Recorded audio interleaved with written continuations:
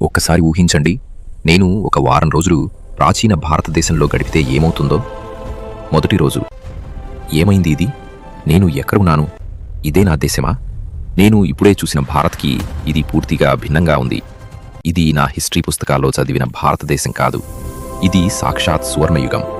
ఆకాశాన్ని తాకే బంగారు మహాళ్ళు, మెరిసే మార్బుల్ వీధులు, గంభీరంగా సంభాషిస్తున్న పండితులు, పట్టువస్త్రాల్లో సంస్కృతి మెరుపులు. నా హృదయం గర్వంతో నిండిపోయింది. ఇది నా భారతదేశమా? రెండో రోజు, నేను నాలందా విశ్వవిద్యాలయం ప్రాంగణంలో నిలబడ్డాను. చైనా, కొరియా, పర్షియా వంటి దేశాల నుంచి 10,000 మంది విద్యార్థులు ఇక్కడ విద్యను అభ్యసిస్తున్నారు. 90 లక్షల గ్రంథాలతో నిండిన మహాగ్రంథాలయం. ఆ కాలంలో ప్రపంచంలోని చాలా ప్రాంతాలు ఇంకా అక్షరాస్యత కోసం పోరాడుతుంటే, నా దేశం ప్రపంచానికి జ్ఞానదీపంగా నిలిచింది. ఇది కేవలం విశ్వవిద్యాలయం కాదు, ఇది జ్ఞానానికి కేంద్రబిందువు. మూడో రోజు, ఒక గణిత శాస్త్రవేత్త నాకు సున్నా గురించి వివరిస్తున్నారు. ప్రపంచాన్ని శాశ్వతంగా మార్చబోయే ఆ అద్భుత ఆవిష్కరణ, దశాంశ పద్ధతి కూడా ఇక్కడే రూపుదిద్దుకుంటోంది. నేను మనసులో అనుకున్నాను, ఈ చిన్న చిహ్నం భవిష్యత్తులో సాంకేతిక విప్లవాలకు మూలమవుతుందని. అతను చిరునవ్వుతో అన్నాడు, ఇవి మనకు సాధారణమే. నా గర్వం మరింత పెరిగింది.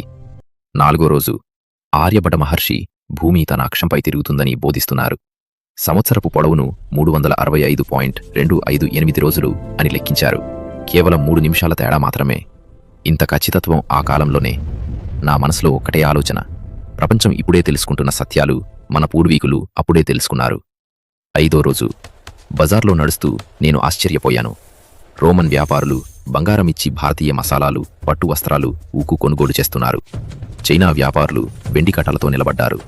అప్పుడే అర్థమైంది, నా దేశం కేవలం సంస్కృతి, జ్ఞానం మాత్రమే కాదు, ఆర్థికంగా కూడా ప్రపంచానికి కేంద్రం. ఆరవ రోజు, రాజప్రాసాదంలోకి అడుగుపెట్టాను. లోపలే నీటి వ్యవస్థ, గాలిని చల్లగా ఉంచే నిర్మాణ శైలి, అందమైన ఉద్యానవనాలు, యానవనాలు.